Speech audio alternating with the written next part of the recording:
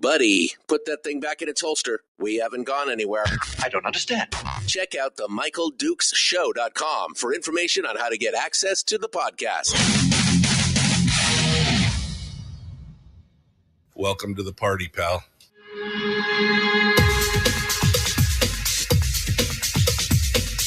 The Michael Dukes Show. The greed and the entitlement is astounding to me. What more could you want from a low-budget radio program? This is a dumpster fire. That was just BS. It is time to get a new perspective. We know just what you need, and we've got just the cure. Open wide and prepare for a steaming hot cup of freedom. I just don't fathom it. The Michael Dukes Show, streaming live across the world.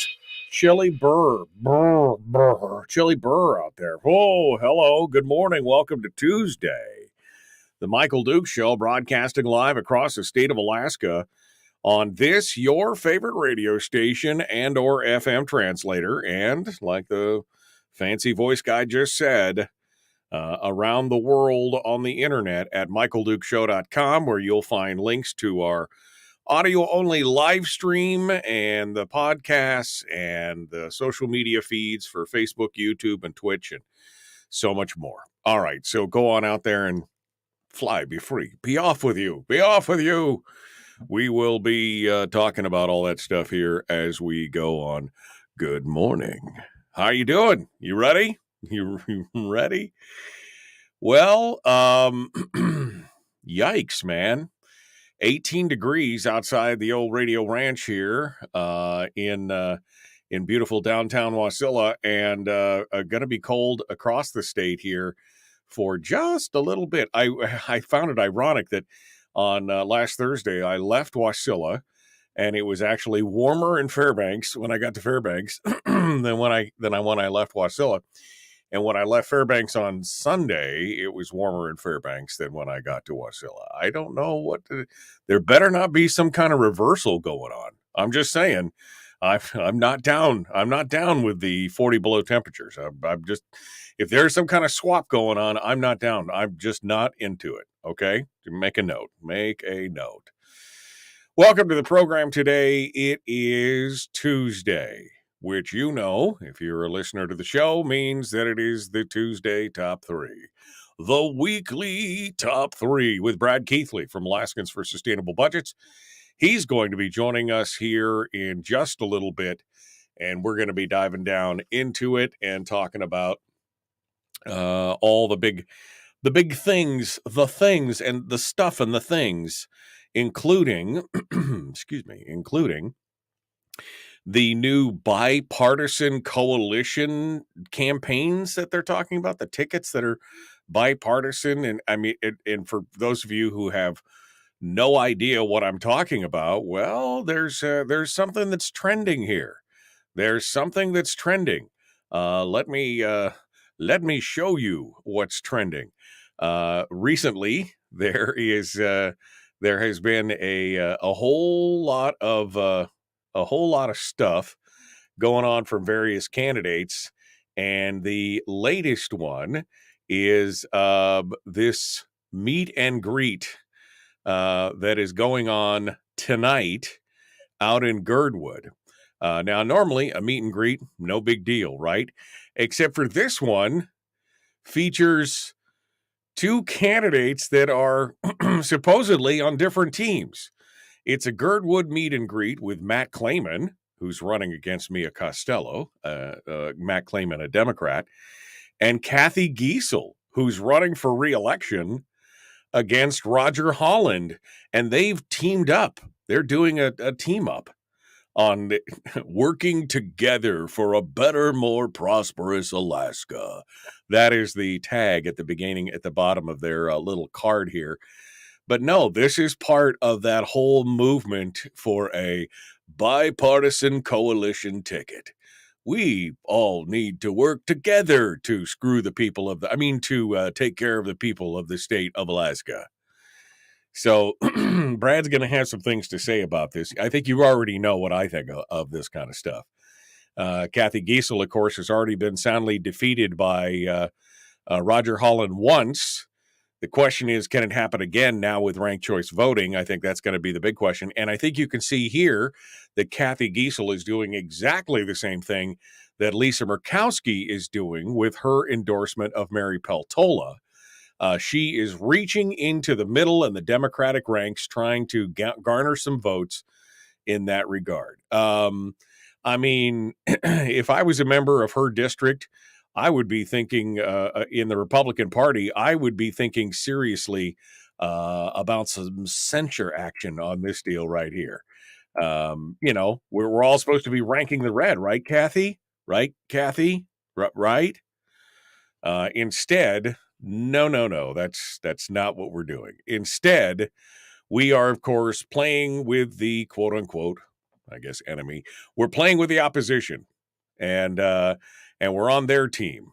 So this is, I'm sure, something that Brad's going to be dealing with and diving into in his discussion of the bipartisan coalition tickets that we're seeing around the state. We're also going to talk about the BSA and how it's all about the BSA. It's all about that BSA, the base student allocation. And his third topic today is going to be how much he really does not like and believes is factually wrong the phrase, "Don't tax me to pay for a PFD." If I heard that once, I've heard it a million times. And if I've said it once, I've said it a billion times. Don't exaggerate. But no, seriously, don't tax me to pay for the PFD. And so those are going to be the three topics that Brad tackles this morning on the weekly top three.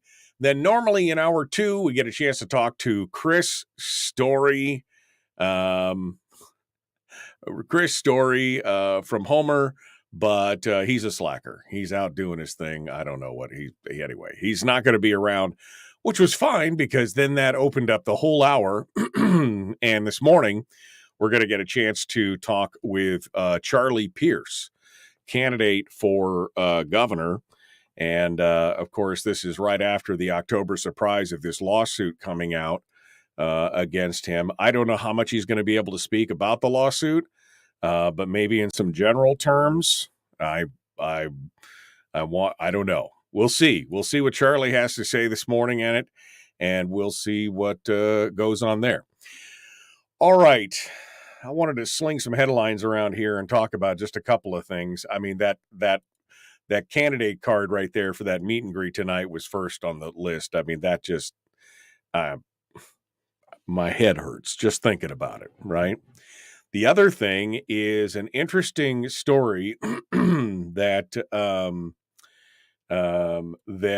is in that David Boyle has written over at Must Read Alaska, talking about the Anchorage School District and how they're manipulating data on school capacity and they're shrinking the student population. This is a pet peeve of mine and has been a pet peeve of mine. So I want to get to that here in just a second. This has been a pet peeve of mine since before I was on the Borough Assembly in Fairbanks. But first and foremost, some good news. We didn't get to this yesterday, but it came out on Sunday. The governor had been very, very quiet since the CDC had come out and said that they were going to encourage. They presented a new vaccine advisory committee, and they voted unanimously to recommend that the COVID vaccine would be part of the regular required shots for children attending school. Reason number 612 why you should probably homeschool your kids. But, that was not a requirement. I mean, it was a requirement, or it was on their regular requirement schedule. But even if the CDC director signs off on the order, the matter is still left up to the states. Well, up until Sunday, the governor had been quiet on it. And then all of a sudden, he came out and said, there are not, nor will there be, COVID vaccine mandates for the following reasons. One, he said, CDC cannot mandate them. Two, the HSS would have to change their regs. They will not do that. They know my position. Statute would have to be passed by the legislature as well. Won't happen. I would have to sign it. Won't happen. So the governor is not going to require a COVID vaccine mandate for school-age children, which Yes. Why would you put a vaccine into a child for a disease that is predominantly targeted with deleterious effects on the age of the elderly and folks with serious medical conditions? They're the ones that are really at risk from this.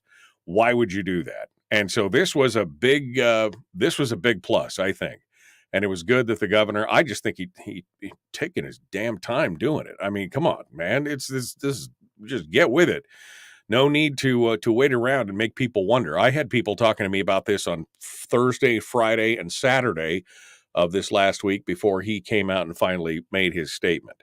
So, I mean, go gadget, get going on it. What was the other thing I wanted? Oh, the Alaska Republican Party has finally. There was enough groundswell of opposition to the Senate Leadership Fund and Mitch McConnell's little baby of stuff there. He finally, I think, stepped over the line far enough that people were bent out of shape about it. Something like 13 or 14 different districts and organizations, Republican women's groups and everything had gone ahead and they had censured Mitch McConnell and the Senate Leadership Fund. And finally, somebody called for the state party to step in. One of the districts finally called for the state party to step in and said, hey, let's do it. It was District 26 requested the entire party take a vote. So on Friday night, Chairwoman Ann Brown sent out a note to voting members, and balloting began and then ended on Sunday evening.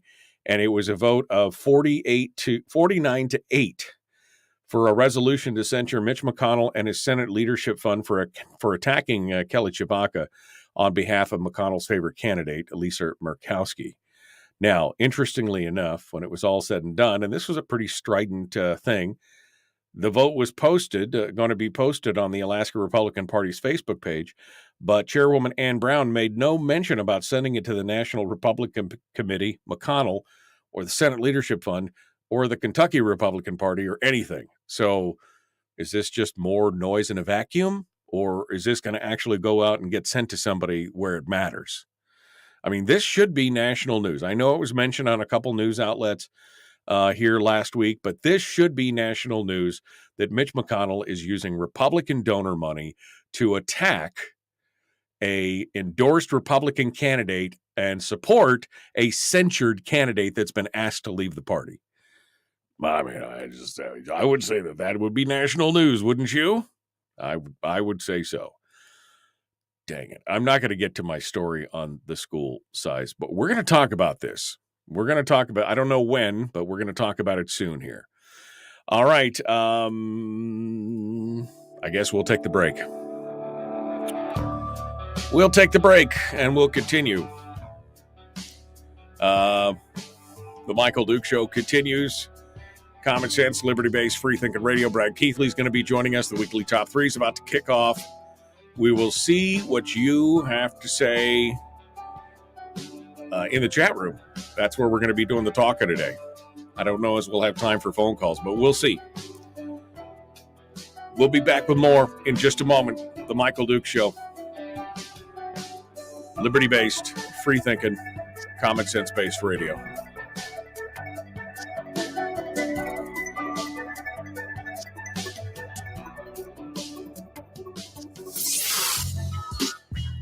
What is that?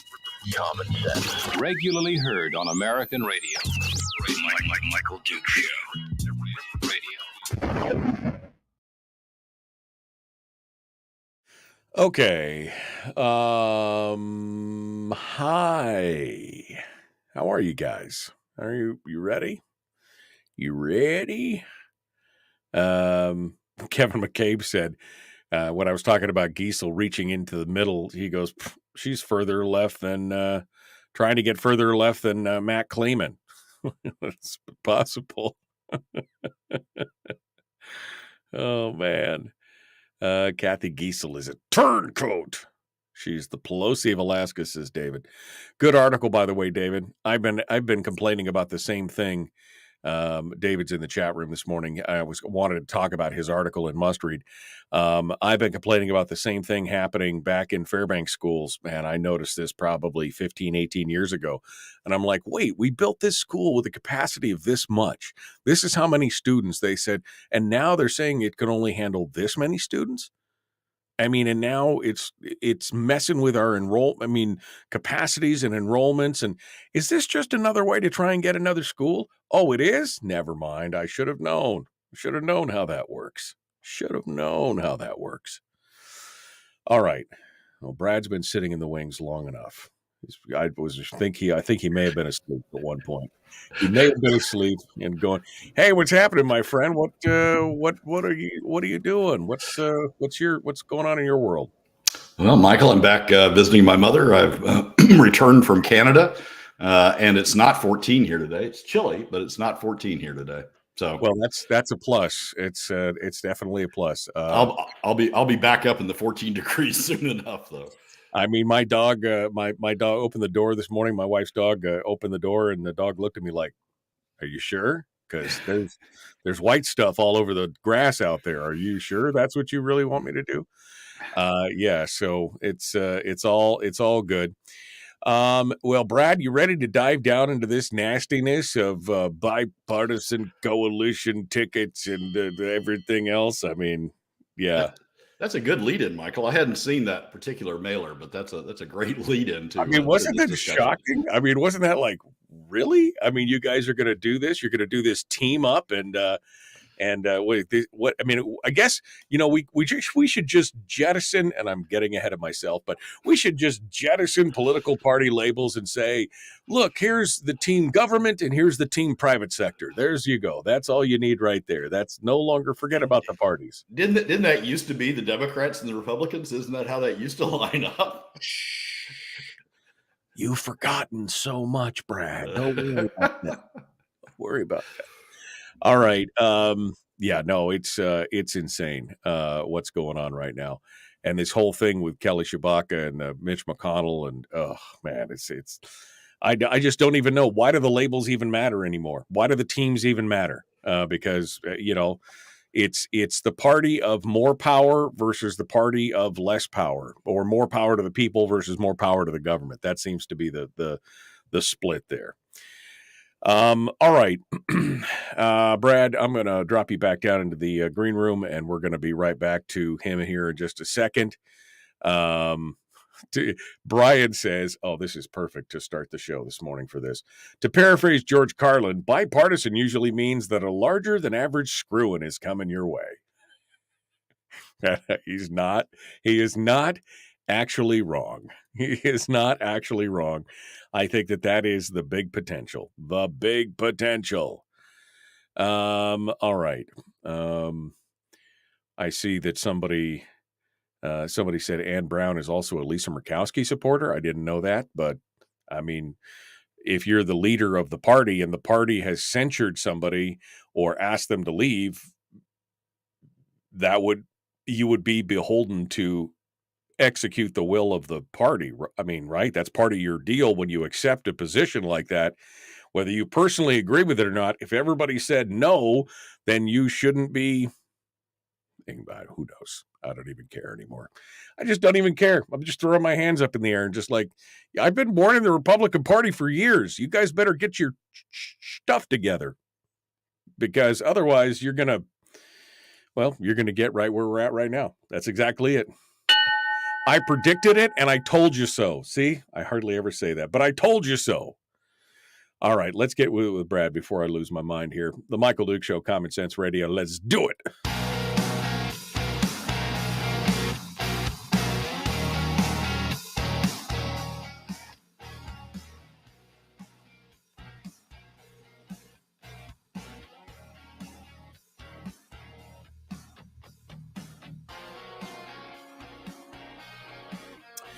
Okay, fine. I'll get back to the radio. What else do you want? Okay, hey, good morning. Welcome to the program. It is the Michael Duke Show. I'm full of a little P&V this morning, and I'm a little bit bitter, a little bitter and upset about some of the things that are going on, mainly because I feel like I told you so. I've been warning about a lot of the things that are happening today for the last 20 years. But who's listening? Nobody. Apparently, I was just in a small box all by myself speaking into the ether and nothing was happening. But we're getting, we're reaping what we've sowed over the last, 20 years or so. But enough of that. Let's get into it with Brad Keithley, Alaskans for Sustainable Budgets. Brad is back among the land of freedom and what all the other stuff. I don't know. He's back in America. He's done with his music festival, visiting his mom down there in Illinois, getting ready to come back to the real cold spot in the world here. But Brad joins us this morning to talk about the weekly top three. Good morning, Brad. Good morning, Michael. How are you today? Well, I can tell how you are today. I'm just fine. I'm fine, just fine. Brad, so you really picked some good ones today. There's some good things out there, and of course this bipartisan coalition ticket thing. And it's ironic that you sent me that, and then 5 minutes later, somebody else dropped me the picture of that meet and greet flyer that was going out, and I just started shaking my head, going, "Yep. There it is right there." Why do the labels even matter anymore, Brad? Why does it matter if we say we're a Democrat or a Republican? I think we should just take all those labels away, and it should be we're more pro-government or we're more private sector, public citizen. I think that, because otherwise it just doesn't matter anymore, right? Let's hit us with number one. Well, that's one of the splits, pro-government as opposed to private sector. The other split's the PFD. I mean, basically what's going on, and you can see this as you watch different people, get ready for the final segment of their campaign. Basically what's going on is we have people who are running on the bipartisan coalition ticket. I mean, they're saying that explicitly, that they're running to be part of the bipartisan coalition. Vote for me. I'll be part of the bipartisan coalition. I'll get along with everybody. We'll go down to Juneau. We'll have a great time. We'll pass all this stuff. We'll fund schools. We'll restore university funding. We'll do this and we'll do that. And that has become a ticket. And it's become a ticket both on the left and on the right. Giesel is a great example of that in the meet and greet that you were talking about during the break. And since you were talking about it during the break, you may want to mention it again here, but Giesel is a great example of that by joining in a meet and greet with Matt Clayman.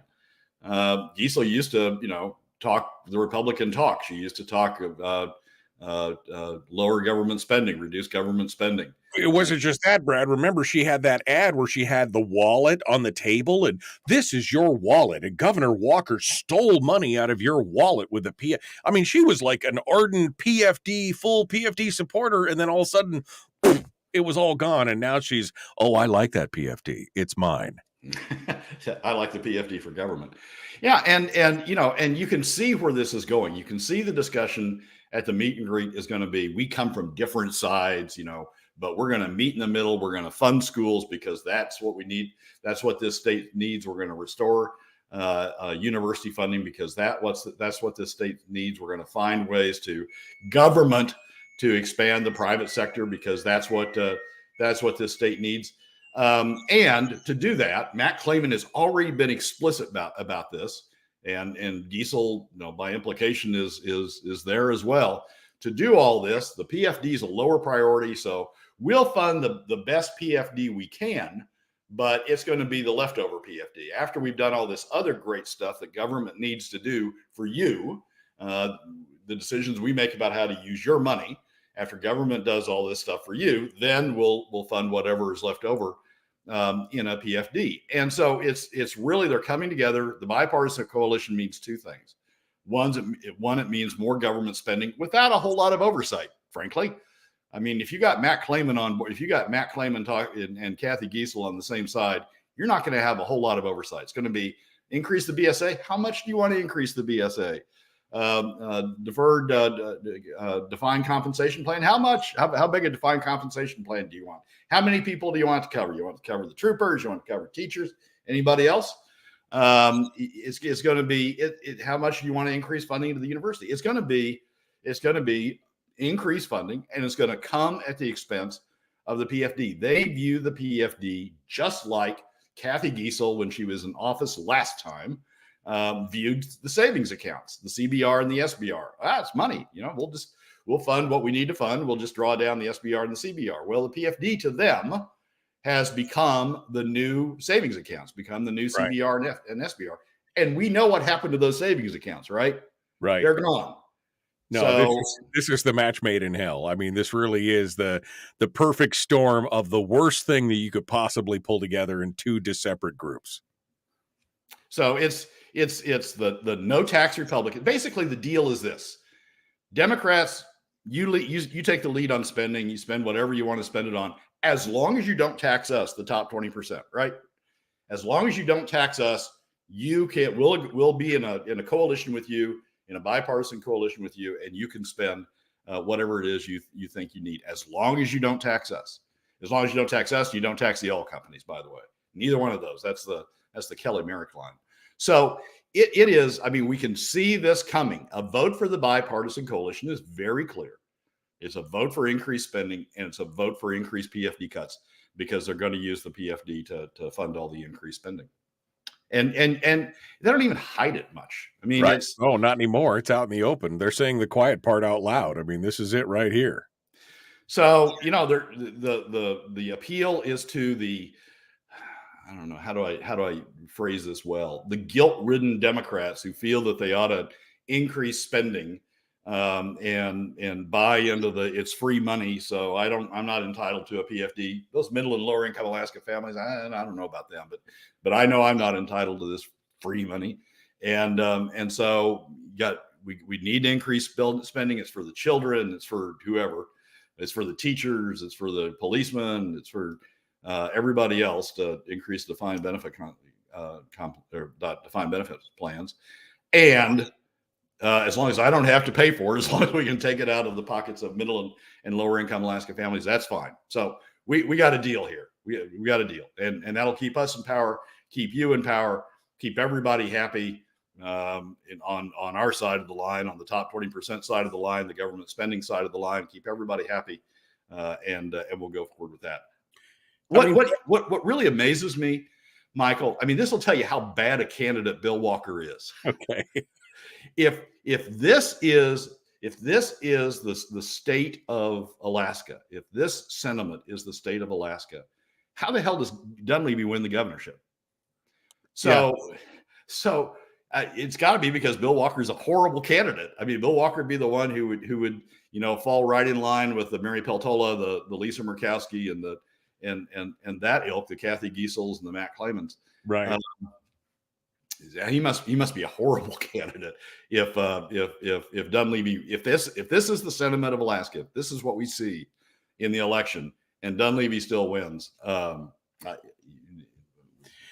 Bill Walker's just a horrible candidate. Right. Well, which I think we can all agree on, quite honestly. But what we're looking at here, Brad, I think is really, if we wanted to boil this down to one thing, it's a philosophy, right? We are boiling it down to candidates who truly believe in their heart of hearts that they know better than anybody else how the state's money should be spent.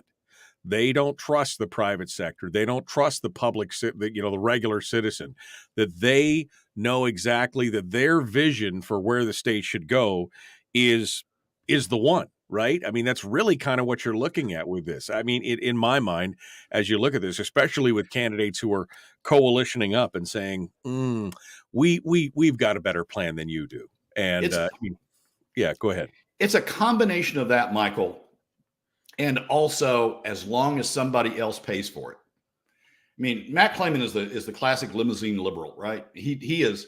I'm all for Alaska families. I'm all for the Alaska economy, the working man, the working Alaska families. I'm going to protect them. I'm going to do whatever it takes to protect them, except I'm going to take their money to do it. Right. As long as I don't have to pay for it, as long as Matt Clayman, who has on his APOC report $350,000 to $400,000 of income, as long as I don't have to pay for it, then yes, I'm going to do all this.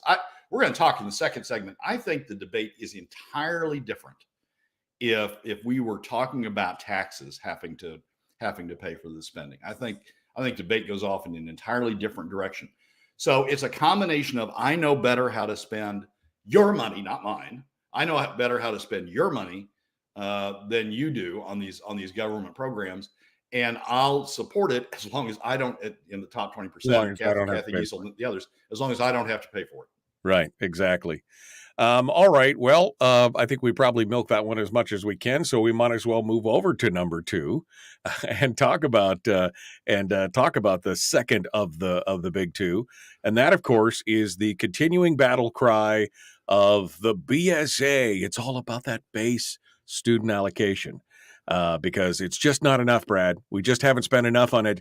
That's the problem. This failing student scores and all this stuff, it's because we haven't spent, we spend more than almost any other state in the nation, but we still haven't spent enough.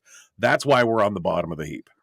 Yeah. And Michael, it's, if you look at, I read a range of papers. I read the Kenai Peninsula papers. I read the Anchorage papers, the Fairbanks papers, the Juneau papers, the Ketchikan papers, the Nome papers. It's fairly broad based. The push for increased BSA, the push for increased K through 12 spending.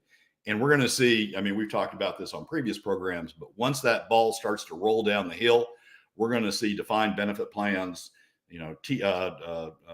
various programs designed to increase, as people will argue, increase teacher retention and increase teachers wanting to come to Alaska. We're going to see a lot of stuff added on once the BSA ball starts rolling down the hill. I saw an article from Anchorage that talks about the need to increase the readdress the geographical differences, because Anchorage thinks it's due more due to the geographical differences in costs.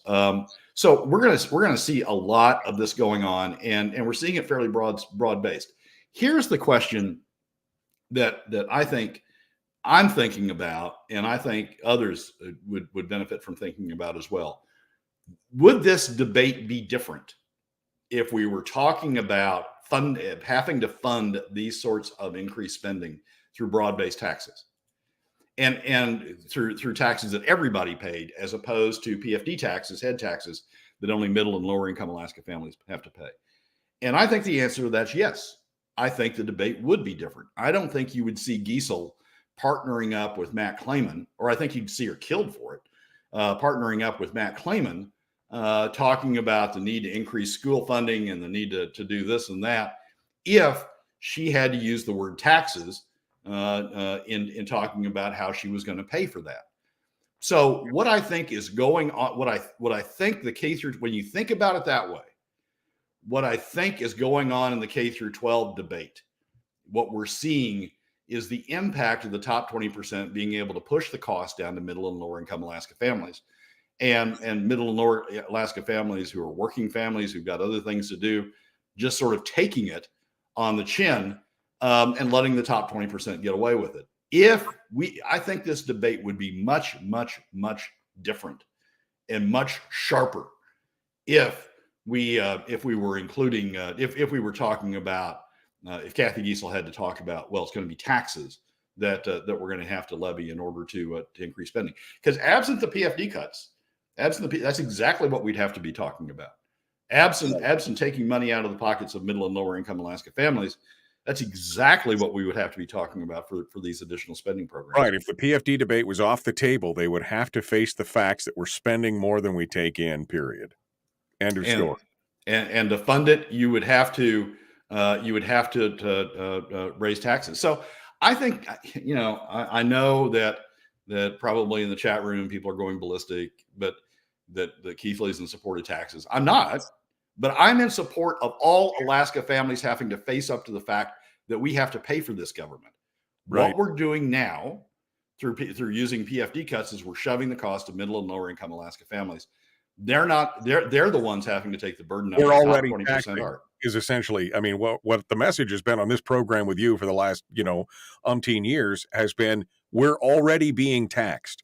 We're already shouldering that burden. And unfortunately, it's disproportionately affecting the lowest 80 percentile of the income brackets in the state. That's been the message. Not that we're in support of taxes, but there should be a true reckoning of what the cost of state government is, period, full stop. And if we had that, if we had to talk about taxes, if we had to talk about broad-based taxes, all Alaska families contributing to the costs of government. All Alaska families being dinged to pay the increase to pay for the increase of the BSA, to pay for the defined benefit compensation for the teachers. If we had that, and that was the conversation we were going to have, I don't think we'd see Giesel, partnering up with Matt Clayman. I think we would see the clear distinction that you and I, want to see between those who support the private sector and those who support the government. It's just that the top 20% over the last 6 years, 7 years has been able to turn the PFD, the discussion about the PFD into, it's just another savings account. And yeah, we're draining it down, but who cares? They've been able to turn the discussion into that, as opposed to it's a tax and you're taking money from middle and lower income Alaska families. You're withholding and diverting to government money from middle and lower Alaska families, and you're letting the top 20% off the hook. And don't forget, they're also taxing the children, says Chris in the chat room. Absolutely. The children are facing that same disproportionate tax as well. Brad Keithley, our guest, Alaskans for Sustainable Budgets. We're going to finish up with number 2 when we get back, and we'll move on to number 3. Don't go anywhere. Come back here in just a minute. Don't forget, coming up in hour 2, Mayor Charlie Pierce will be joining us, talking about his candidacy for governor, the October surprise, and whatever else we can fit into that conversation. That's all ahead. The Michael Duke Show, common sense, liberty-based, free-thinking radio. Brad Keithley continues with us with the weekly top 3 right after this. Don't go anywhere.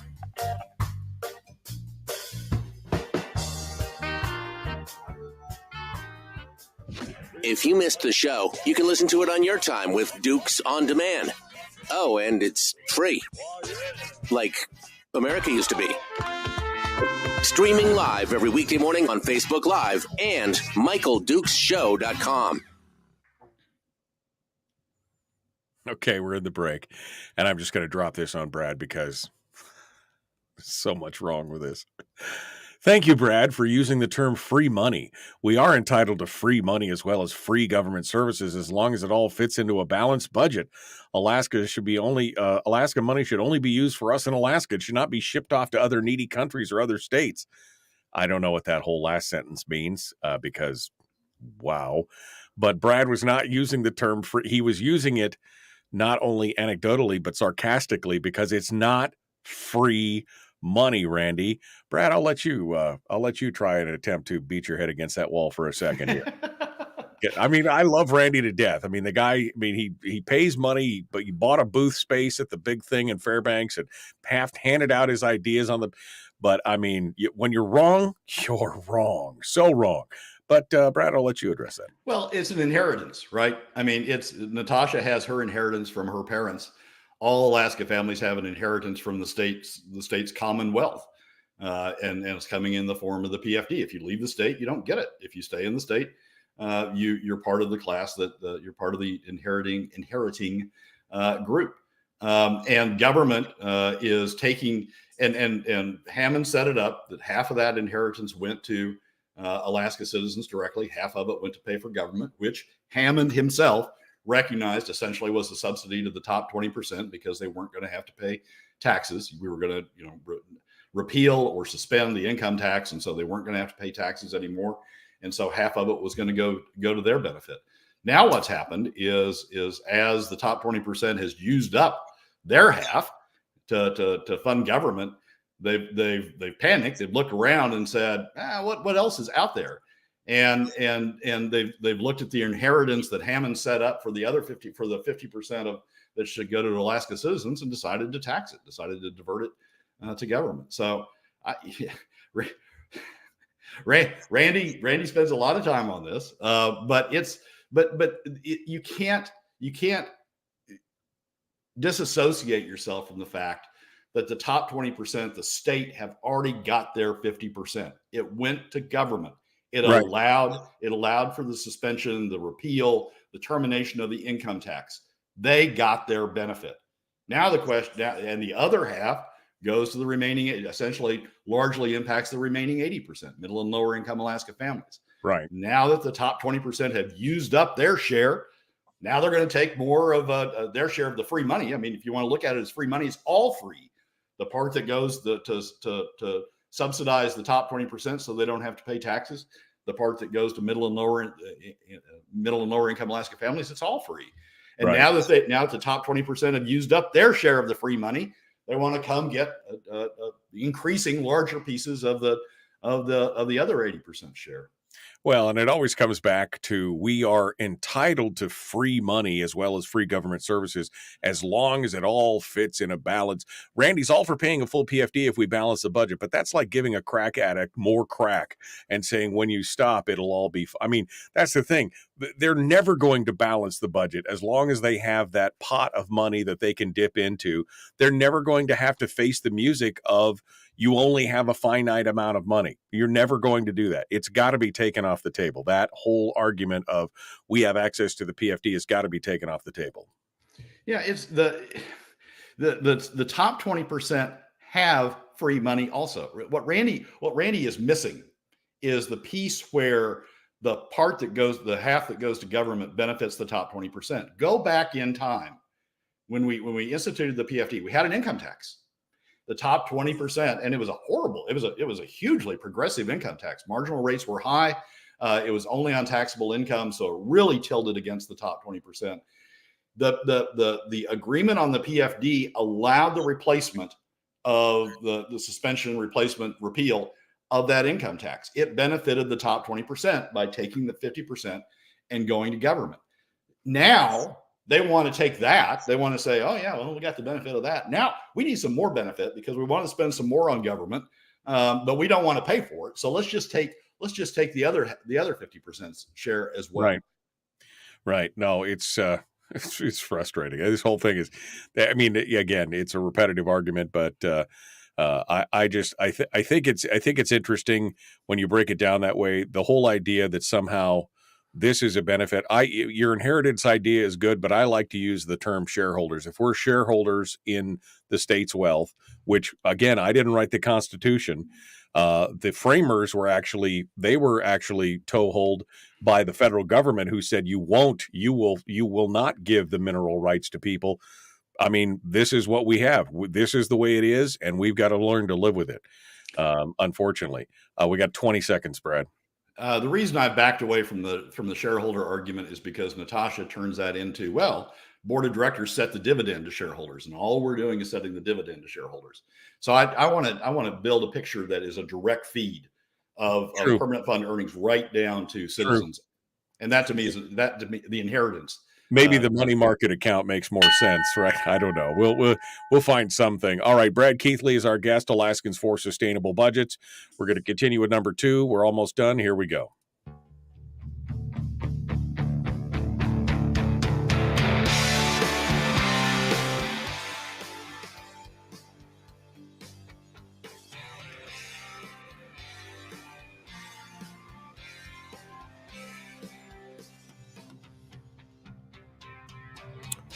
All right, welcome back to the program.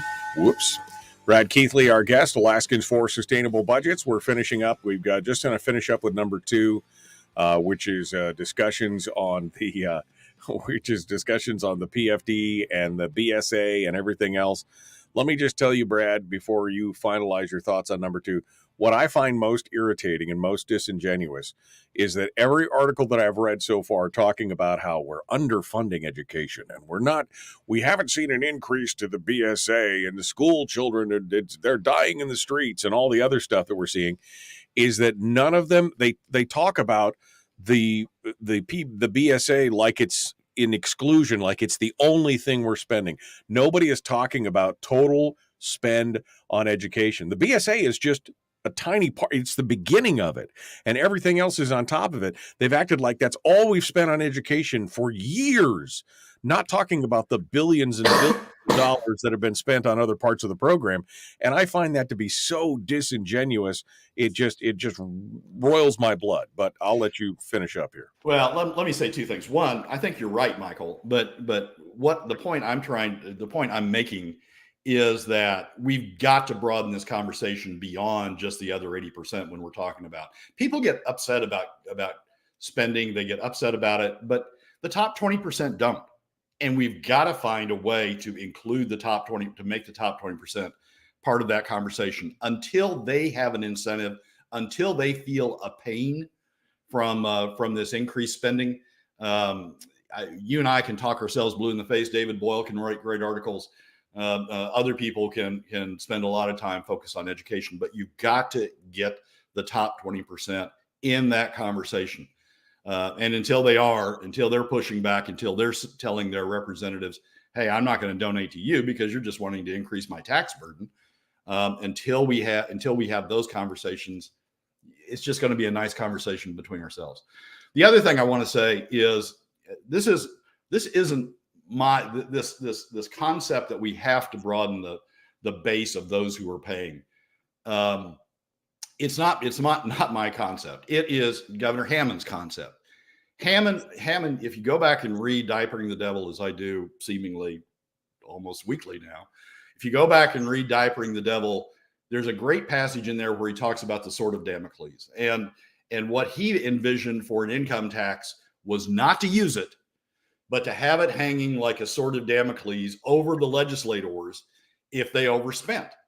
And the concept was, if you overspend, you're going to have to tax. If you tax, then you're going to get the top 20% that are going to come down on you like a ton of bricks, and you won't like that. So you'll never tax, because this sort of Damocles, this contingent tax, will always be sort of hanging over you.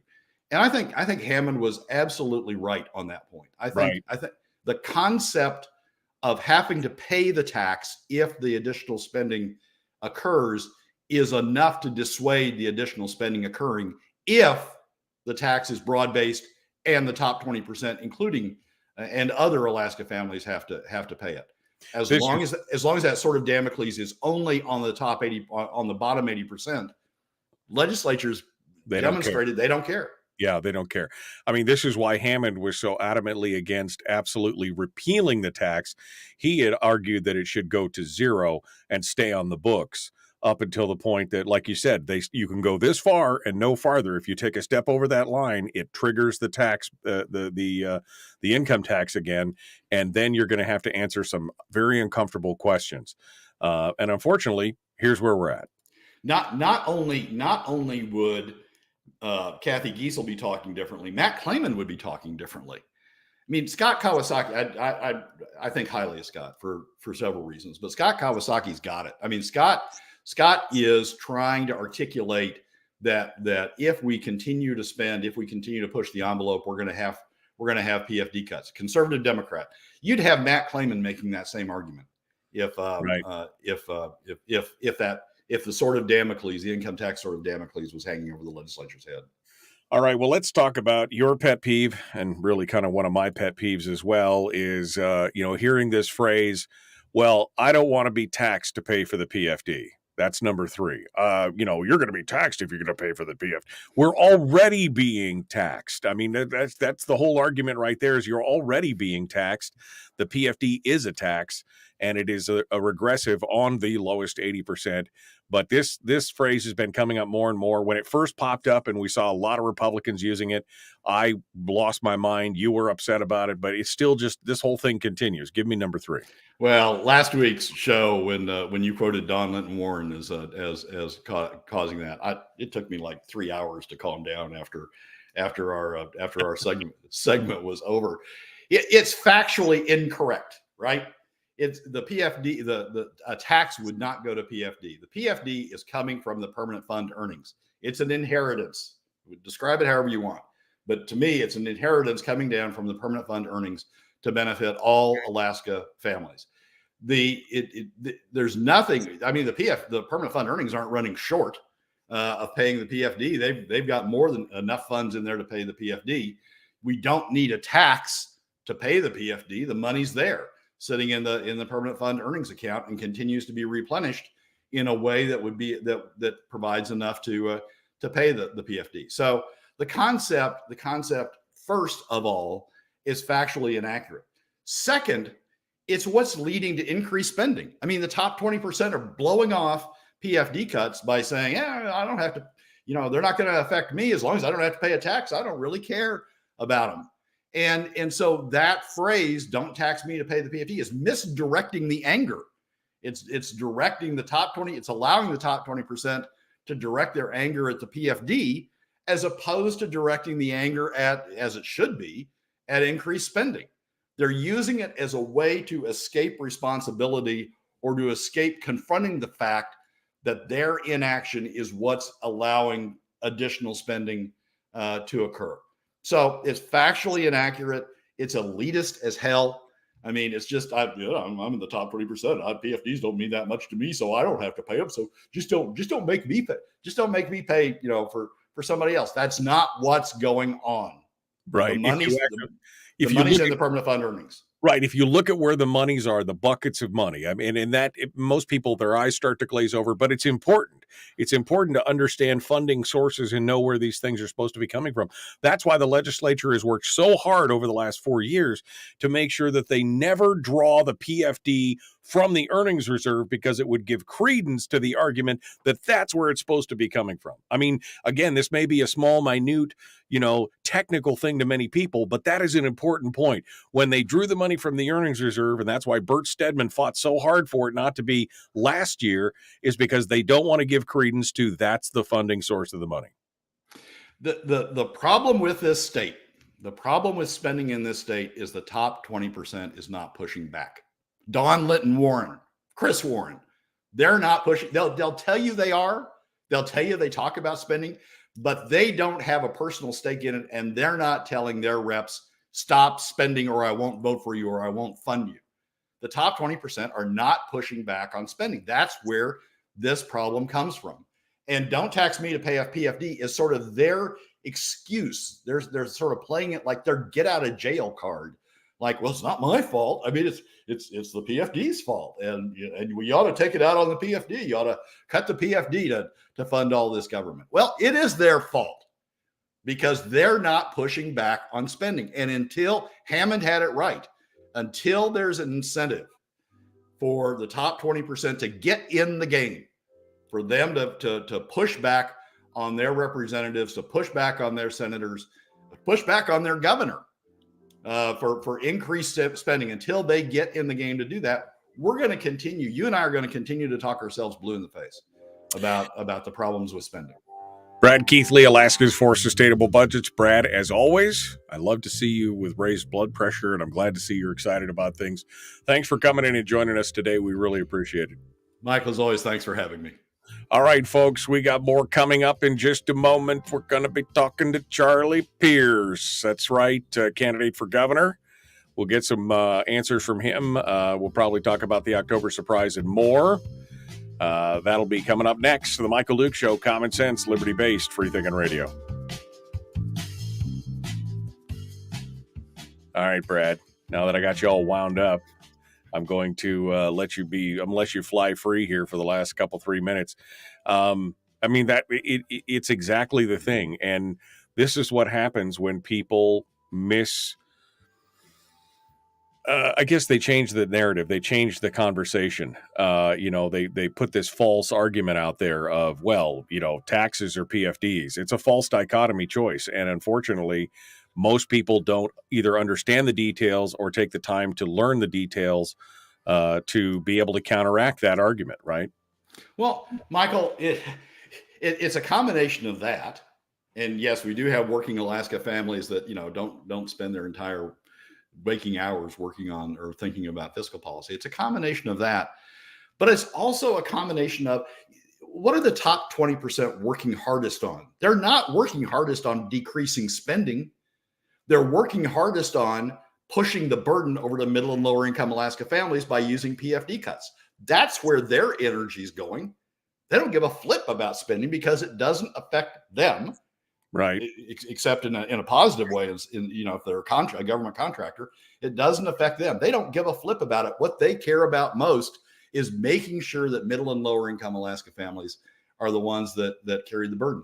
So the class that is the donor class, the class that writes the op-eds, the class that gives to the candidates, the class that the candidates talk to the most because that's the class that gives the most.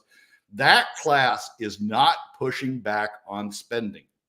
That class is pushing back on middle and lower income Alaska families through crap sayings like, don't tax me for a PFD. I mean, it's just crap. It's diversionary. It's an effort to divert the responsibility and the blame and the burden of what's going on with government away from themselves over to middle and lower income Alaska families. And I don't blame middle and lower income Alaska families for not pushing back harder. I mean, they've got lives they've got to live. They're sort of used to taking whatever rolls downhill from the top 20%. What I blame is our representatives and our government for not broadening the burden to include the top 20%, letting them off the hook, not having this sort of Damocles hanging over their head, so they look at spending. Right. That's where the blame lies, not engaging the top 20% in the effort of trying to push back on spending.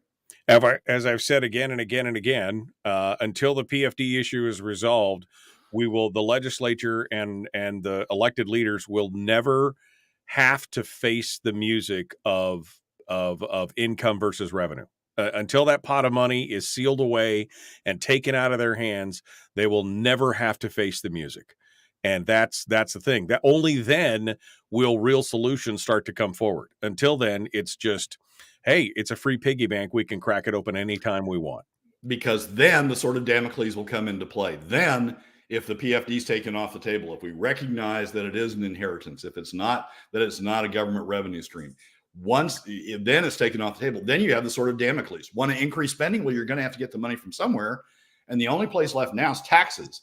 And oh my gosh, all of a sudden, Kathy Giesel, well, I'm against that. And all the other representatives and bipartisan coalition wannabes out there will go, well, I'm against that. I'm against taxes. And so once we change the debate, until we change the debate, I mean, maybe we never change it. Maybe this is a lost cause. But until we change that debate so that the top 20% haven't had this exactly right, until we change that debate so the top 20% are sitting there with the sword of Damocles of taxes sitting over their head, until we change that debate, we're not gonna make progress. You and I and the other 80% can talk about it all day long, but we're just not going to make progress. Brad Keithley, Alaskans for Sustainable Budgets. Thank you, my friend. I'm glad. Was it cathartic? Do you feel better? I mean, yeah. Well, I won't be slamming stuff around for the next 3 hours like I was after last week. Good. Well, yeah, last week is I could see blood shooting out of your eyes, so it's all good. All right, Brad. Thank you so much for coming on board, my friends. Good to see you, Michael. As always, thanks for having me. All right, Brad Keithley, our guest, Alaskans for Sustainable Budgets. I see Charlie Pierce is in the chat room or in the green room. Let's pull him in here and we'll get things started. Good morning, Charlie. How are you? Good morning. Good morning, Michael. Doing well. You enjoyed your first hour. Well, I appreciate that. You ready to talk turkey here in the next segment? Sure, absolutely. Okay, good. Charlie Pierce, our guest. We're about a minute and a half away here from rejoining the radio. So I'll slide Charlie back into the green room here real quick, and we will be back here in just a moment. Folks, if you are liking what you're hearing, can I ask you to do me a favor and share the show? Yep, just share the show. Share the show with your friends. Share it out there. From whatever platform you're watching on today, you can share this show. That's the only way we're going to get more Alaskans involved. That's the only way we're going to, that was a master level class from Brad on the fundamentals of how the PFD works and some of the other things. And again, until people start to understand the details of it, I mean, simple things like the money for the permanent fund should come from the ERA because that's where it was intended to come from. And that's the self-sustaining, ever replenishing portion where that until people understand that detail, they can never argue. I mean, they can never fight back in the arguments, right? I mean, that's the whole point here. And so we need to get more people involved in the show. Make sure that you like and follow the show page on Facebook. Make sure that you subscribe and ring the bell on YouTube and follow on Twitch and do all that kind of stuff. We need more people involved in this thing. I mean, it's nice to see the 70 or 80 people that are always here in the chat room, but we need more. It'd be nicer to see 200 or 300 people here in the chat room. Then we could really start to make a difference. And with your help, we can make that happen. All right, folks, we got to go here. Hour 2 is dead ahead. Charlie Pierce, our guest, The Michael Duke Show, Common Sense Radio. Here we go.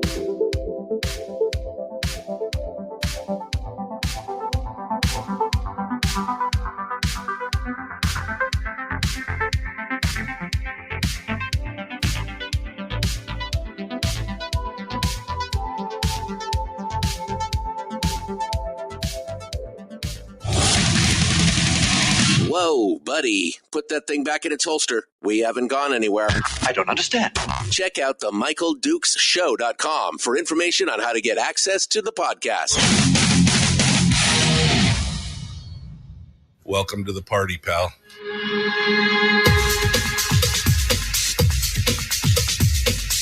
The Michael Dukes Show. The greed and the entitlement is astounding to me. What more could you want from a low-budget radio program? This is a dumpster fire. That was just BS. It is time to get a new perspective. We know just what you need, and we've got just the cure. Open wide and prepare for a steaming hot cup of freedom. I just don't fathom it. The Michael Dukes Show, streaming live across the world. Yep, across the world on the internet at michaeldukeshow.com, where you'll find the audio-only live stream, links to the podcast, and also, of course, to all our social media feeds where we simulcast the radio show on Facebook, YouTube, and Twitch. Good morning and welcome to Hour 2 of the program. We just finished up with Brad Keithley from Alaskans for Sustainable Budgets, a fiery weekly top 3. If you missed it, go back and pick it up on podcast, wherever you find podcasts, CastBox, Stitcher, Google Play, Apple, iTunes, and Spotify, all of those places and more. Right now, we're continuing in Hour 2. Chris Story normally joins us. He's not going to be with us today, but that's okay because that let us move on and pick up our next guest, candidate for governor here in the state of Alaska on the Republican ticket. Mayor Charlie Pierce joins us this morning. Good morning, Mayor. How are you doing this morning? Good morning. Good morning in Alaska. Thanks for coming on board and joining us. Getting down to the wire here, Charlie. We're less than 2 weeks away from Election Day, and of course, as always, we get the phrase "October surprise" is always kind of has been part of the American lexicon here for the last 100 years or so, because there's always something that seems to drop somewhere about some candidate in the last 2 or 3 weeks of an election cycle to try and disrupt things. You right now are facing something of your own. I don't know how much you want to say or how much you can say because of pending litigation, but I wanted to give you a chance to address in whatever turn you want the recent allegations that have popped out now against you when you were mayor with your former assistant and all that. We'll get that air cleared before we move on to other parts. So I'll give you the floor for a second and answer whatever you can answer, and we'll move on. Well, Michael, I have to say I have a good attorney, and my attorneys advised me to not talk about future litigations. So today I'd like to talk about my campaign and happy to answer any questions about the campaign. Okay, good. All right. Well, I figured that probably was the case, as nobody likes to step their foot in it when there's things going on in the judicial system. So we'll move on here and start talking about the elections and the campaign itself. I'm glad to see that you hit the debate stage. I thought you did well in what I saw of the debate. I think you're offering a solid choice to Alaskans. Give us a status of your campaign right now, because you were dark for a few days there. People were kind of wondering what happened. So give us some background as to what was going on in the campaign and what we can expect to see here over the next 2 weeks. Well, we went on a boat ride down the Yukon River, and there's no service in that area. We would have sent lots of pictures, and we went into Tanana and Galena, and then went up the Koyukuk. And I want to tell you that I've lived in Alaska for 47 years, and I've never ever been into the interior, and it was enlightening. It was really, until you hear about the plight of living off the grid or living in a community where you have very few people and very extreme costs of living. And I wanted to see that. I wanted to talk to some of those folks. So we had early on in the campaign planned to do that trip. And so we took advantage of that. We had invested some dollars in it up front, and we went into the interior. Now, there was a group that we were traveling with, that we were kind of riding with, that were also hunting, but we were not hunting. But I got to tell you that Alaska is really a large state. Man, it's massive, and we are so spread out. And it became very, very clear to me how difficult it must be to get goods and services, everything shipped in, everything costs, and it has an extreme cost to it. But so that's where we went, and then after that we came back and we were having meetings and continuing. Edie was handling things in the northern grids, and I was handling things down south here. So we've been attending the debates, and we've had a number of Zoom calls with a number of communities, and we're going to continue to reach out to folks. I want to say that one of the struggles, and we talked about this early on, is that our campaign was not funded by special interests. We didn't get any $100,000 donations from any special interests, and there was a reason why. Is that this candidate and my lieutenant governor as well, we're not inclined to go along just to get along. We want to fix some things. We want to change some things. And there's a group in Alaska, and Brad just talked about them. That's that top 20% that really like things the way they are.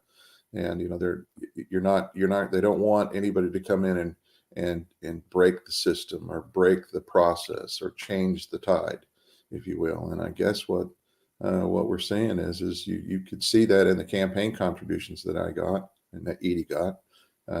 It was hard. It's difficult. We used a lot of our own money to run this race, but the message we brought to Alaskans is that we're for you. There's 730,000 of us that live here in this state, and for a change, we thought it would be nice to include the 730,000 of us that live here and listen to some of our problems and some of the solutions to fixing some of the problems. And early on we thought, Edie and I both thought that, there's just no urgency to fix anything. And, things that are being fixed, we're not hearing a whole lot about it. And so we did our very, very best. Now, there were 10 candidates running for governor, and I certainly didn't create the ranked choice voting process, and I never would have. I'd never voted for it. And I think it's a difficult process, and we need to remove it, and sooner the better. And I've said it too. There's 730,000 of us. Only 20% of the registered voters actually get out and vote or participate in that process, because the other 80% of those registered voters are disenfranchised and tired of government and tired of listening to the dialogue of nothing getting done. And so I'd say that we don't need Dominion machines. We could do a hand count, but you can't do a hand count if you've got a ranked choice voting system. And the other thing I think we need to fix in Alaska is we did it in our borough, is we've stalled it for at least the next 2 years, is vote by mail. Vote by mail encourages corruption. And yet you go and talk to every clerk in the state of Alaska, and you'll find that most clerks in the state of Alaska are behind, and AML is behind vote by mail. Let's just vote by mail. And what I'd say is we should get rid of the vote by mail. We should go into the ballot box and vote, and then we should do a hand count on election night or the next day. Just some of my thoughts. Charlie Pierce, our guest here, candidate for governor. Charlie, you said you just heard the last hour discussion with Brad, specifically talking about budgeting, specifically talking about the PFD. We saw a lot of changes that took place under Governor Walker when he was in office, including the beginning phases of accounting for the PFD differently. It used to be just a simple transfer. It was supposed to be. That's what was intended. It was the legislature shall transfer from the earnings reserve to the people. And we saw some of those changes go. As governor, would you find a way or go about trying to reverse that, to put it back to the way it was, so that it's not in confliction of what we have going on right now? I've said it all along, follow the law. I didn't agree with the ruling by the court that the legislature, I realize the legislature does the appropriations and they can determine the amount of money that they can appropriate. But if you go back to, there's also over in the corner there, an original statute that was created by the makers of the PFD program that said you'd use a formula, and in the ERA, you would distribute or disperse the revenues based on earnings. And each of us would receive a dividend. And it is an inheritance, and it is right of Alaskans to have a PFD. And the intent was never to use the PFD to pay the bills. And that's what they're doing with it. And you're right. And I appreciate if you didn't watch the first hour of the show, it's worth going and watching it because Brad nailed it. Brad's upset about it. But I want to say, Michael, you and Brad have been talking about this for the last 6 years. And it hasn't changed. And it hasn't changed because of the will. And it goes back to who do we vote? You talked too about changing the players. We've talked about changing the players. And we've changed some of them. And some of those very players that we've changed go in there and caucus and hand their hand to the other side, jump to the other side for some reason. It's so frustrating. And you're right. What does it mean to be a Republican today? What does it mean to be a Democrat or an independent? What does it mean? What does your label mean? You sign, you fill out a form. I mentioned the other night at a meeting, you can fill out the paperwork to be a Republican or an independent or a Democrat.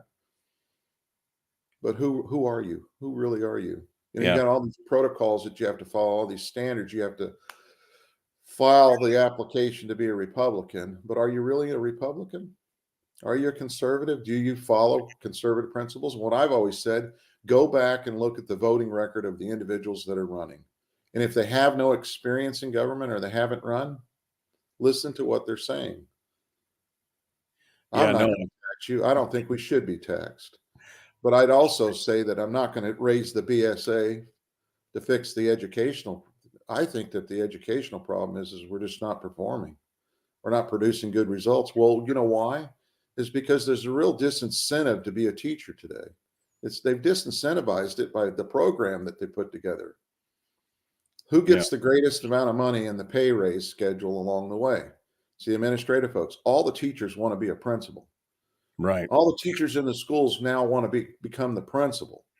They don't want to be a teacher. And, there was a time where the teachers used to be honorable to stay in a teaching career for 30 years or 25 years.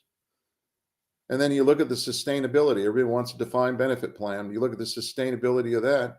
Who in the world goes and leaves with 60% of the top 3 years of their salary and gets a full medical benefit to boot? Every medical plan today is costing the government about $30,000 per employee. There's a tremendous amount of problems in those in all those areas, and I want to get back into education, but I want a final thought here as we talk about following the law, following the statute. Of course, that all became very hazy back in 2016 when the legislature passed SB 26, which was the percent of market value law, which immediately was at loggerheads with the statutory formula. So now you have two statutes on the books that are competing and in conflict with each other.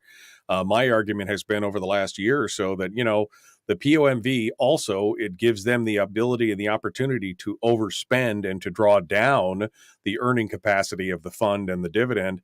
And so my suggestion is, we should just repeal SB 26. I mean, the statutory formula was working. It had inflation proofing. It rode the markets ups and downs.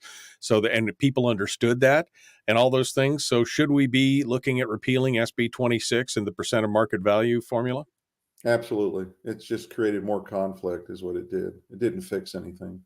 And, I had a conversation with a gentleman from Ketchikan last night, and he said, did you know that the PFD fund, the principal has gone down $7 billion in the current market? And if we were following the formula and the earnings went into the ERA and we were distributing a PFD, maybe next year's PFD would be less than $500. And I think that it's based on earnings. It worked. Right. But what they did is they saw a pot of money there. And there was this, again, I've said it before, my philosophical beliefs is large fund balances encourage what? Spending. And they saw a large pot of money and they went after it. And they created SB 26 to actually access that, create this dialogue and to create the dysfunction that we have today. And again, it's that top 20%. How do you get? I hope Chris and Don were listening this morning, and I'm sure they were. Brad was pretty clear about it. The top 20. You're not getting out. You're not saying enough about leaning on your lawmakers. I get tired of hearing there's just no will to change anything. There's just no will. And you've said it too, Michael, many times. Let's change the players. If there's no will and you're unwilling to work with people and work with what the voice of the people in the state of Alaska have been, then I'd say you need to be replaced. Right. Well, especially when you look at the narrative that's come out in the last 2 years where they're looking at what they really lust after is an endowment formula where the permanent fund hits a certain amount, $100 billion, and the money just spins off to government every year with no accountability to the people or anything else. That is the dream of many of these folks. And I think that's part of the major problem here. We're going to continue with Charlie Pierce in just a second. Candidate for governor on the GOP ticket. We'll continue in just a moment. Don't forget, you can also come on out onto Facebook and join us on Facebook as well if you'd like to ask questions or be part of the chat room during the commercial break. This hour of the program being brought to us by our friends over there at Satellite West. You can find them at satellitewest.com, wherever you need to go, your communications needs. And whether that is, email or text messaging or phone calls or internet, the folks at Satellite West are the ones that will help you find what you need to get you connected. You can find out all about them at satellitewest.com, proud sponsors of the program in this hour. Charlie Pierce continues with us right after this. Don't go anywhere. We're back in just a moment.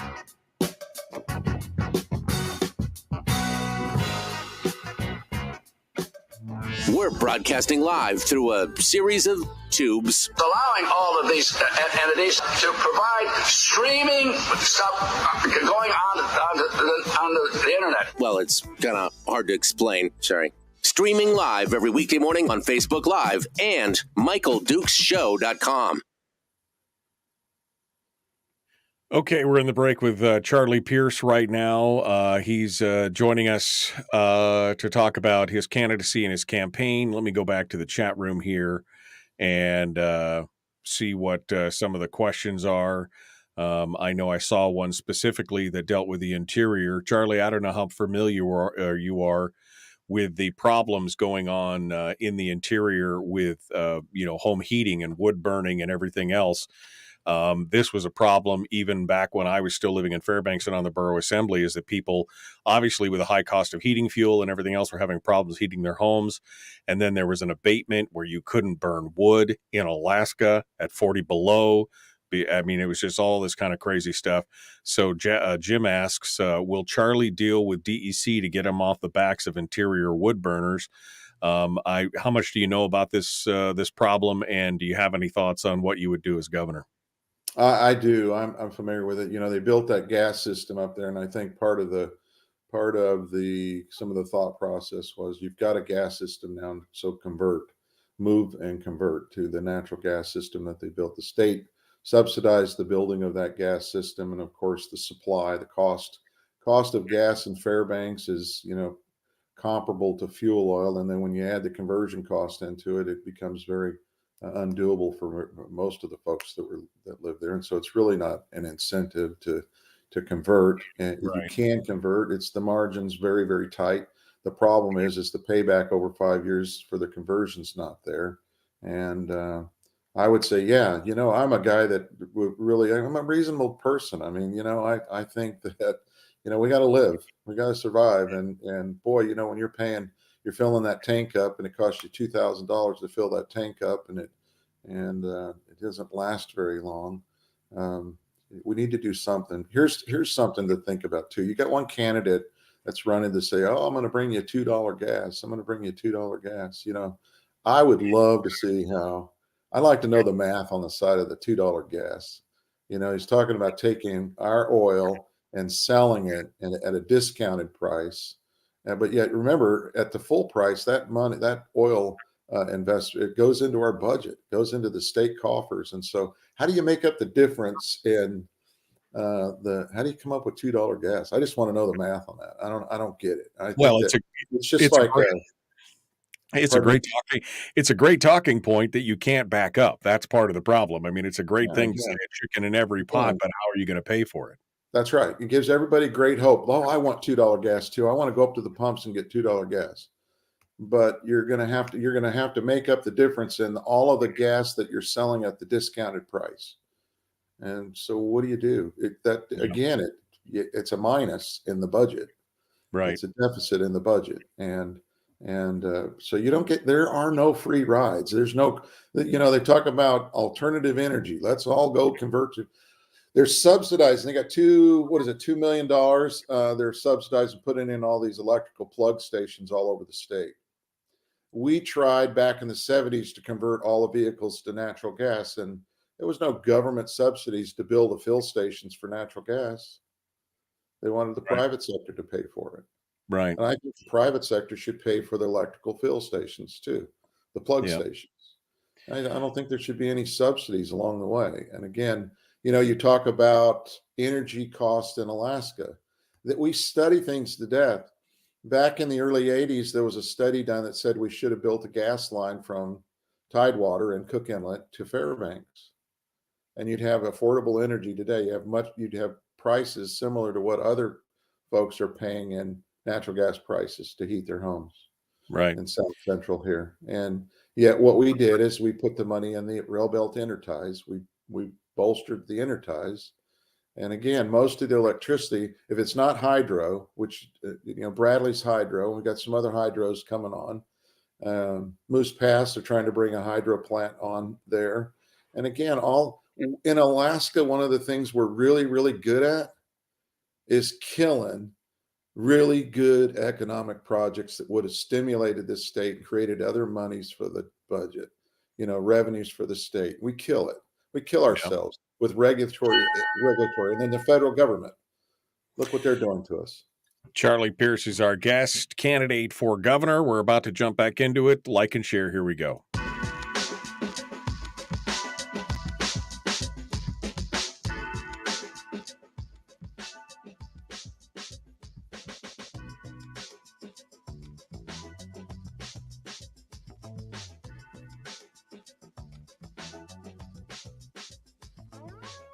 Continuing now with Charlie Pierce, candidate for governor on the GOP ticket. Getting a chance to talk to him about some of the issues that are facing us. Charlie, before we went to break, and in the middle of our last question segment, you drifted over to education, and I think that deserves a big chunk all by itself. We're seeing the arguments right now in the various races. The new talking point has become how the state has underfunded education. The state is not taking care of the BSA. The state is not taking care of the teachers with defined benefits. The state. And of course, all of those arguments preclude, they never talk about any additional funds. They never talk about the fact that the BSA is the very beginning of the budget debate. That's the base that they start with, and that we've spent hundreds of millions of dollars on top of that. And of course, the education component being the second largest in the state budget, that makes it there.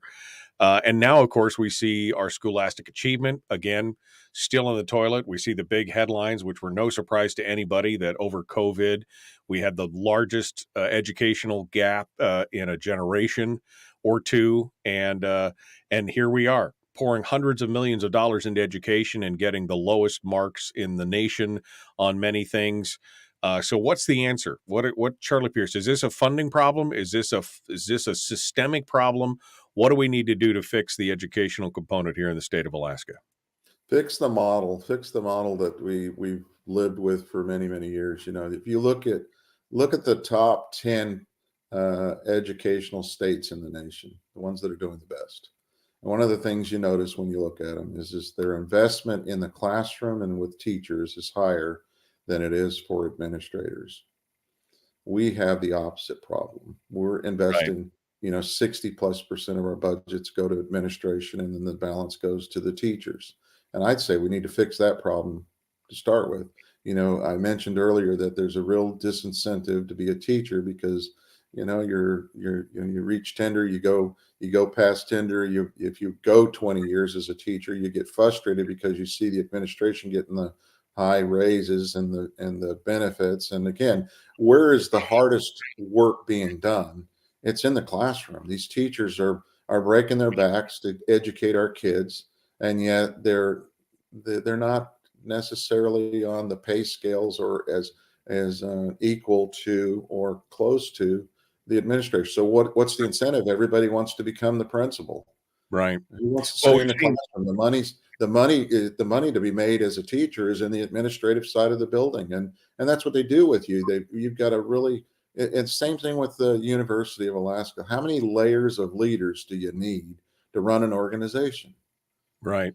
And Well, again, we've seen when the administrative. when I say that, I'm a threat to that system, because that system works for the folks that are in the upper scale or on the administrative side of the balance of the organization. Well, we've continued to see that downward decline, that downward decline in enrollment. In fact, they're saying right now that there's going to be 20% fewer students in the Anchorage school districts in the next That's 3 right. years.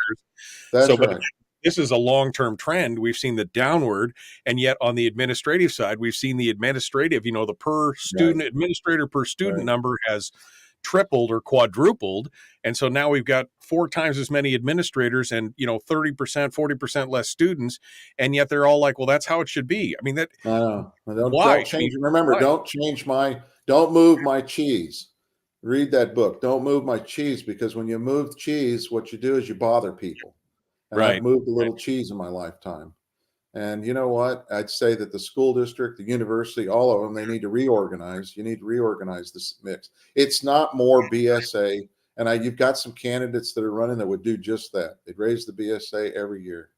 Raise the BSA every year. On the peninsula, if you look historically on the peninsula, we funded to the cap or right at the cap every year for the long haul. For the last 20, 25, 30 years. And again, I don't think the answer is more money. I think really the answer is that you got to love what you're doing before you're actually going to produce good results. And I don't know that the people that are there actually love what they're doing. Well, and I think the bottom line is you have to open up the BSA. You have to look at, the proportional components of the BSA, what funds administration versus what actually gets into the classroom. It should be 75% of the dollars going into the classroom. We know at the university level, it's like 20% gets to the classroom versus the overhead. They've got, triple administrations and an overarching thing. We've got 53 school districts in the state. Some of them only 100 students. Why don't we consolidate there? Every one of those I support that. Represents a duplication of effort, and everything else. But again, it always comes back to, no, what we need is more money.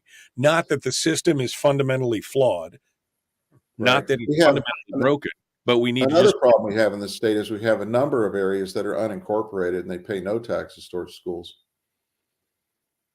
Yeah, no local contribution you're talking about, because no local contribution from some places in Alaska, and I think that what we should do is incorporate all of those areas. Those unincorporated areas should be incorporated, and they should pay a portion of their property tax. They should pay a property tax. We pay a property tax and a sales tax. Our sales tax goes directly to schools here. It's we're at $53 million on the Kenai Peninsula from local contribution. Right.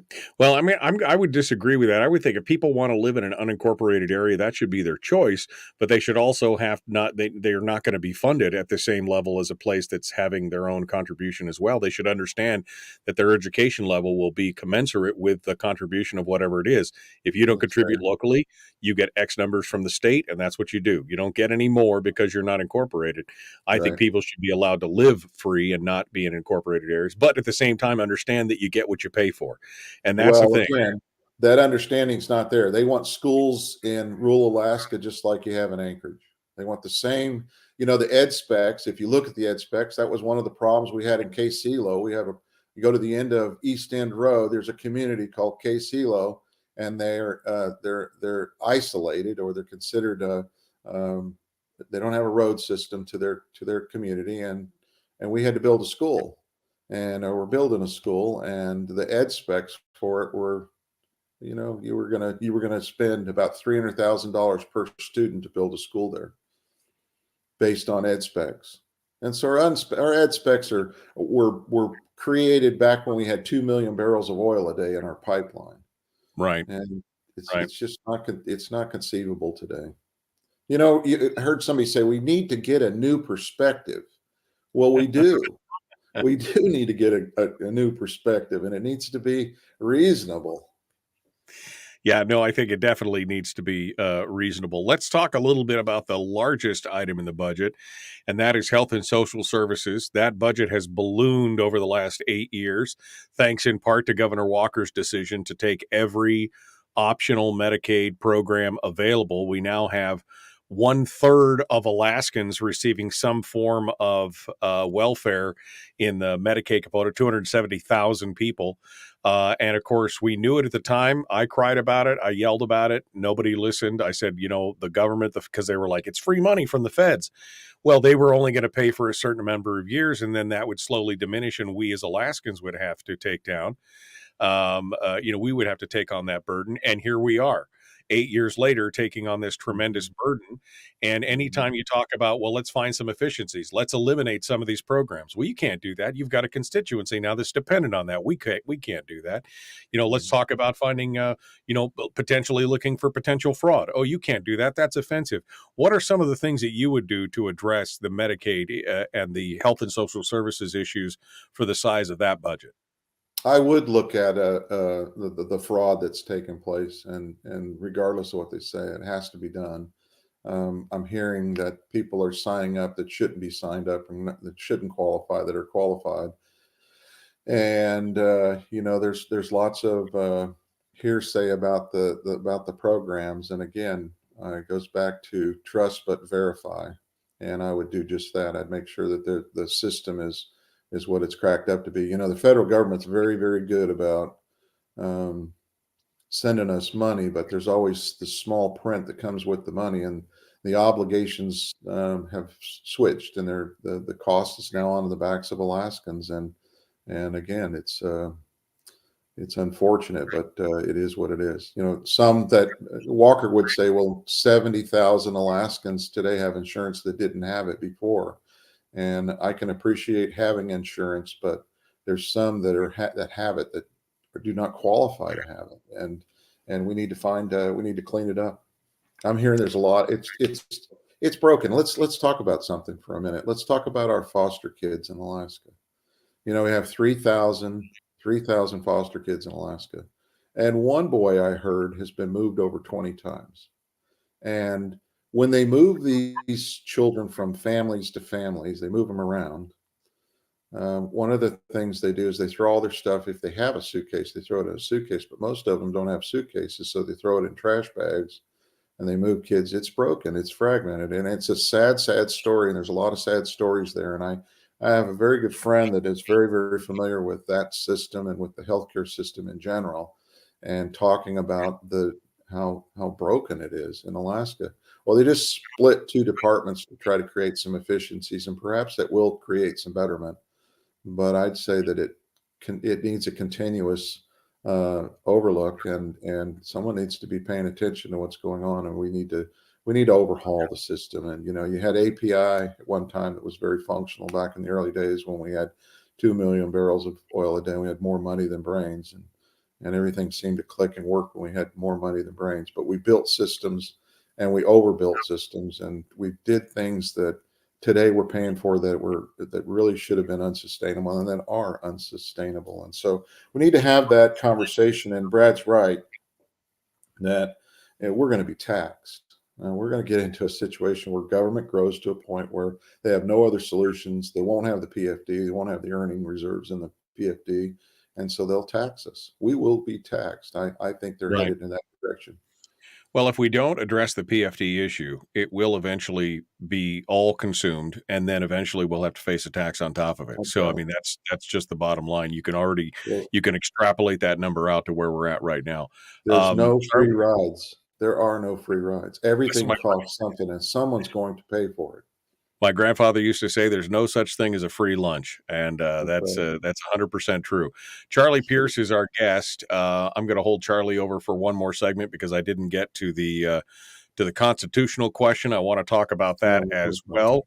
So we're going to continue with Charlie here in just a moment. We'll be back. The Michael Duke Show, common sense, liberty-based, free-thinking radio. Again, don't forget to check us out on Facebook. And don't forget that if you enjoy the show, that you can help support it by becoming a member of the Common Sense Corps for as little as a cup of coffee a month. You can help support the show. keep us in new software and hardware to make the show better and everything else. That's how we're able to do the video interviews we're doing right now.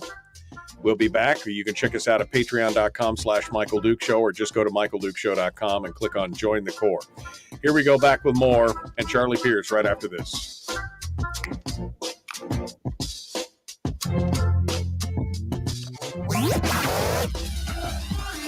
Our light, our guide, and our trusted friend. Michael Duke Show.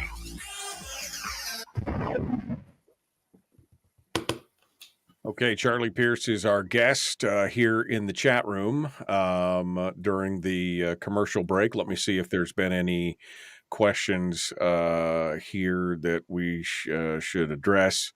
Harold said it's just what I was talking about too. I'll say this for the thousandth time: you get what you pay for. If you continue to fund overhead in classrooms with the same formula, the classroom will be shortchanged and the overhead will bloom, and it has bloomed. And that's exactly what I was talking about with that inverse, the decline in enrollment and the increase in administration. We've seen it. I mean, if you look at it, it's so glaring when you look at it on a graph. I saw a graph like a year ago and I was just like shocked. That's what's happening. We've got to address that for sure. Anchorage is closing. Anchorage is talking about closing 6 schools. Well, it's because of enrollment. Look at their enrollment. Right. Right. If the CDC follows through with their recommendation that all children should be vaccinated before they can attend school, you will see a mad exodus of children leaving public schools. Brick and mortar schools. Yeah, no, I agree. I agree totally. I'm glad that Dunleavy finally stepped up and said something about it. It should have been said the first day, quite honestly. But yeah, if you see that again, I said it was reason number 612 why you should homeschool all your kids, because that's exactly right. When we get back, I want to talk a bit about the constitutional question, spending caps, the PFD, things like that. Sure. There's another question here about which programs in Medicaid. So we have, there's a bunch of different programs. Gail says there's 27 different Medicaid programs.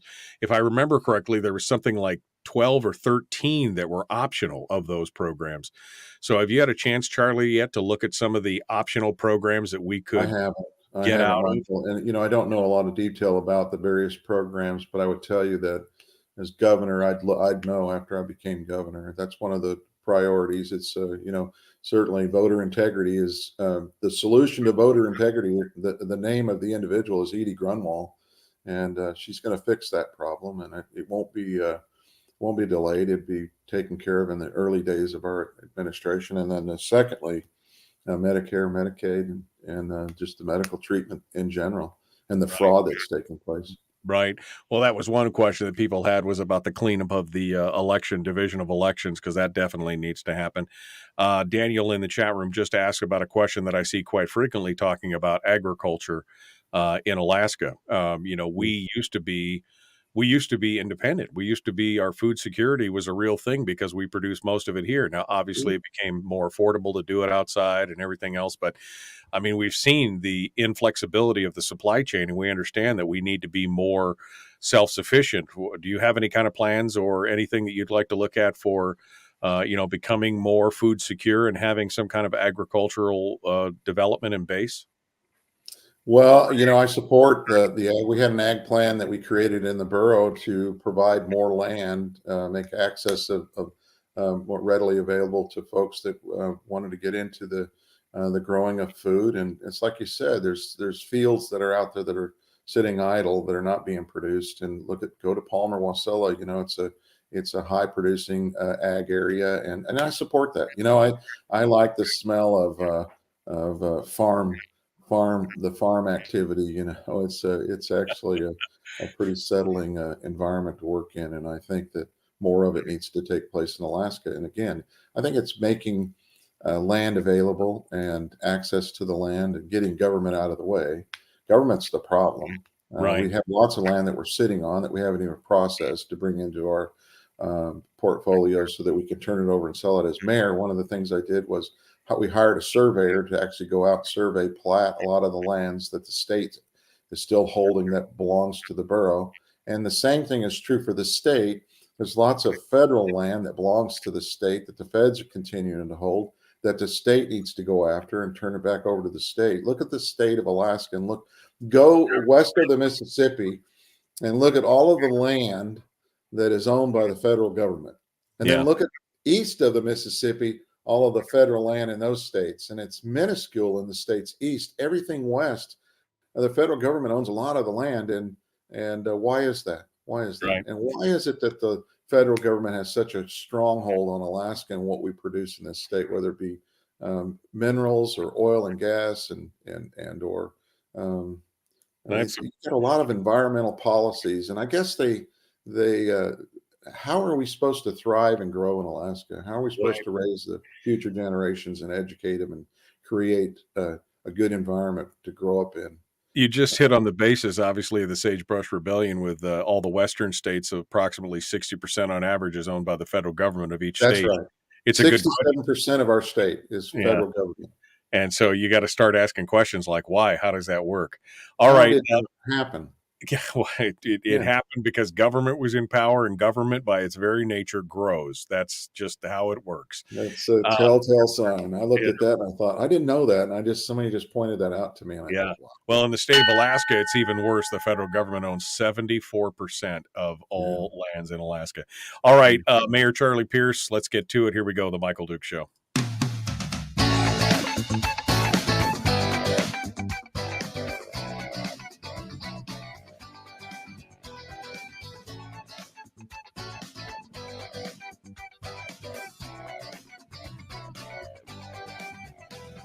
All right, we're continuing now. Charlie Pierce is our guest, GOP candidate for governor of the state of Alaska.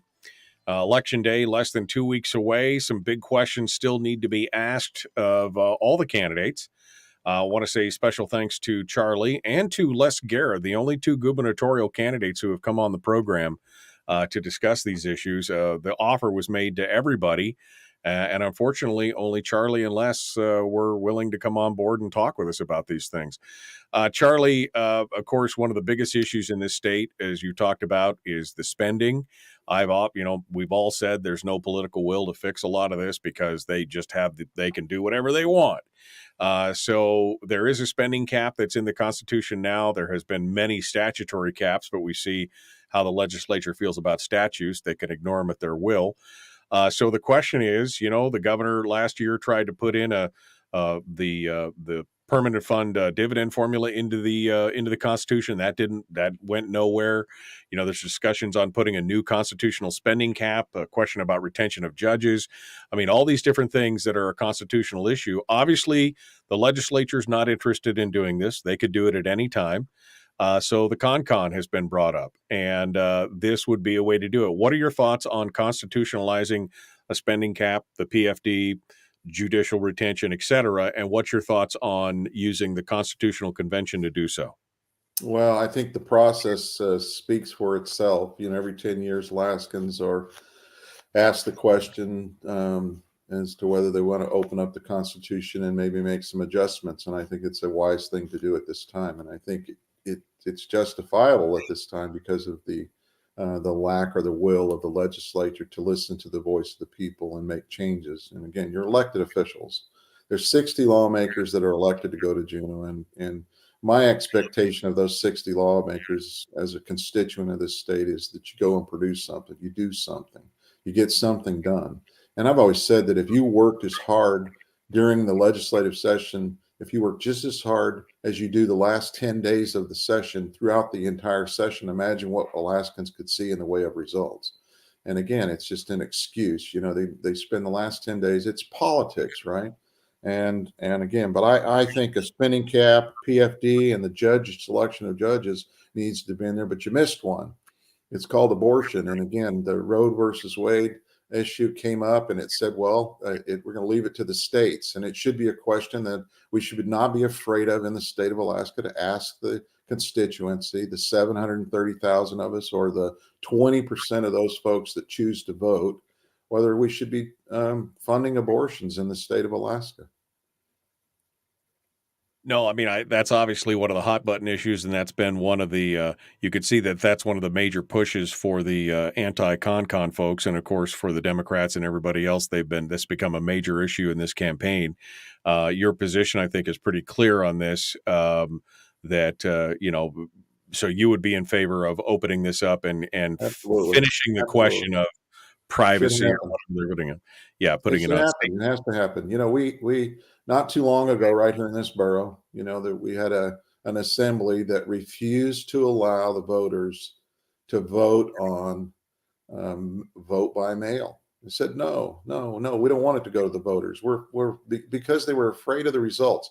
And what I would say to those that are fighting or the anti groups, they're special interest groups. There's lots of dollars. Alaska's being rented, and a lot of dollars are coming in from outside. Special interests. And again, when will Alaskans decide that they want to make decisions about how they live in their state and stop letting special interests from outside of Alaska fund all of the activities that take place in our state? We're for rent, and there's a lot of money being sent in. You said that the vote by or the ranked choice voting would get rid of dark money. Look how much money's being sent to the various candidacies in this state. It's funny. It's actually funny. And what I've also said too is we deserve what we get. We vote, and we do certain things, but boy, oh boy, when things don't go quite the way we thought they were going to go, I've said it. You deserve what you get. Well, I believe that we should, I believe we should never give in to fear. And of course, this entire campaign about the con has been about fear. And I tell people, if you don't know anything else about this topic, do nothing but look at those who are supporting one side or the other, and look at the funding. Look at, follow the money, so to speak. And again, when you've got a group, the 1630 Fund, that the New York Times calls the most liberal dark money group in the country. This is this is not Fox News. This is the New York Times saying that. Right. And they give $1.5 million to the anti-con movement, and another $500,000 from IBEW, and another $500,000 from the NEA, plus all the named people who are in there, the Kathy Giesels and the John Coghills and the Bruce Patellos and the Luke Hopkins of the world. If I knew nothing but that about the issue, I knew which side that I would stand on. What you do when you do that, when we allow that to happen, is what you do is you drown out the voice of the average citizen that goes into the ballot box and tries to vote their will and tries to demonstrate or have a voice and a say in the outcomes and the conditions that they live in. And they don't have a chance. They're not getting a fair shot. And that's what you're doing. You're allowing that to take place. It's not fair. Right. Of course, there are things in life that are not fair, but well, remember, one of the major funders of the ballot measure number 2, she was caught on tape basically saying Alaska's a cheap date. All we have to do is pump $6 or $7 million in there and we win, which is exactly what they did. And their campaign, which had their messaging was 5% about ranked choice voting and 95% about eliminating dark money, which was a lie. We know it was a lie. Right. They did eliminate some provisions, but not all the ones that they intimated that they would. And of course, we're seeing the result now with, millions of dollars being. But I trust the Alaska people. Charlie, 1999, we had the vote on the original POMV when they were going to raid the permanent fund the first time. Right. And the pro-raid people outspent the anti-raid people, 10-1. And yet 83% of Alaskans said no. It should go. I mean, these things there should be some advisory votes on some of these big things like this. And we know how it's going to turn out. That's why politicians are scared of allowing people to have a voice in it. I know. You know what? We elect them, don't we? We send them back. We elect them. And, any elected official that I look at that's afraid to allow the voice of the people to be heard, I don't want them in office. I don't want to vote for them. So we're down to the last 3 minutes here or so, Charlie. So I do want to give you a chance to, make a kind of a closing statement and your final pitch. Tell people where you're going to be, how they can help. Again, you're kind of the David to the Goliath, like you said, not taking any outside money and doing all that. So I will give you the floor. Charlie Pierce, candidate for mayor on the GOP ticket. This is your time. Well, thanks, Michael, for having me on today. I appreciate the opportunity. And what I would say to Alaskans is you have an opportunity to think with your hearts and your heads and go vote. And Unfortunately, in Alaska, we have a process that's called ranked choice voting. And I'm a candidate that wants to protect the future of Alaska. And I'm not a pro-grow government candidate. I'm a less government type candidate. And I think the other candidates that are running that closely resemble my thinking and my will is Mike Dunleavy. And of course, I'm going to ask folks to rank the red. We have another race that's out there that is very, very important, and it's the Murkowski race, Murkowski and Kelly Shabaka. And I would say vote Kelly Shabaka first, and don't rank others in that race. And again, if you look at how Lisa Murkowski has voted, she has become a very big supporter of the Democratic Party in the state of, or in the United States. Yeah. And her voice is lending to many of the things that we're suffering right now. When you pull up to the gas pumps and you fill your car up today, I think you can thank Lisa Murkowski for that. She claims she's all about production and on and on and on, but you know what? She's helped shut down this state. If there's one person that's single-handedly been a part of the problem in America, it's been Lisa Murkowski. And so I'd say vote for Kelly. Kelly offers a fresh start and a new perspective. And I think that, again, they're threatened by her because she's going to go in and identify some things that might not be so popular. Right. So what I'd say, rank the red, rank Charlie first and Dunleavy second in this governor's race. And I think the other two gentlemen are nice gentlemen, but I think their will is to grow government and have more spending and not control the situations that we're in. And so I'd say I'm gonna vote. I'm gonna give Dunleavy my second vote, and I hope you will too. Folks want to find out more about you or donate to the campaign for any kind of last minute push. Where do they need to go, Charlie? www.charlie-2022.com, and you can find out about Edie and I, and Edie's out there too. You can call her. I'm sure she would be more than willing to meet with groups if you'd like to get together. But we're out. If you want to invite us to a discussion, we're more than willing to come and talk about the issues.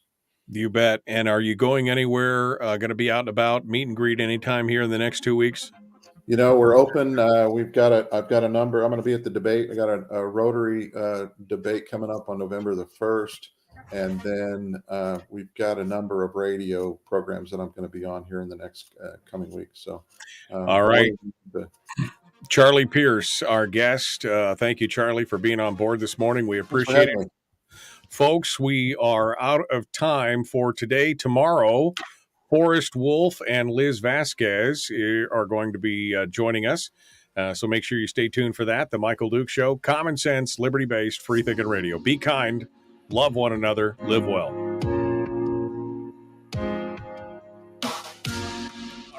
All right, we're in the break. We're after the show. This is the post show. And as always, we want to give the guests kind of the final bite at the apple here. Charlie, we got a couple, 3 minutes. Anything we didn't cover today that you really wanted to hit on, or some topic that we brought up that you want to dive deeper into, this is your opportunity to hit on anything that we may have missed or need to go deeper into. Yeah, I just, I listened to the first hour of your program today, and it really motivated me to want to really get out and try to help to make a difference for our state. I love Alaska. I've been here 47 years, raised our families here, and Vonnie and I have 5 boys and 11 grandchildren. And I would say that the opportunities for young adults in the state of Alaska need to improve. And I think good business decisions, good spending habits, controls. We need to demonstrate that we have some fiscal responsibility in Alaska. And I don't know that we've done that very well. And, Brad nailed it this morning in his first hour where he talked about the 80-20 situation going on in this state. And you've said it time and time again. There's 20%, the top 10, 20% wage earners in this state who just kind of ignore, and they just kind of float along saying, use the PFD. I don't care. Just don't tax me. Just don't tax me. And, unfortunately, the other 80% of us that could actually use a PFD could use a viable PFD that we're entitled to, that we own. We're dividend, we're shareholders. I like your comment this morning, Michael, about we're shareholders, and it's not a gift. We're shareholders, and we need to be treated as such. And go back to the original PAC and the agreement that was written. Follow the law, and let's fix that problem. Let's have the will to fix it. And that's a question I'd ask you, every candidate that's running. Do you plan to do you plan to vote in favor of a fix for the PFD? And if they say, no, I'm not sure, I'm just not there, don't send them there. Let's find some candidates that are willing to go back to Juneau and actually make a difference and actually work hard for the people to produce some results.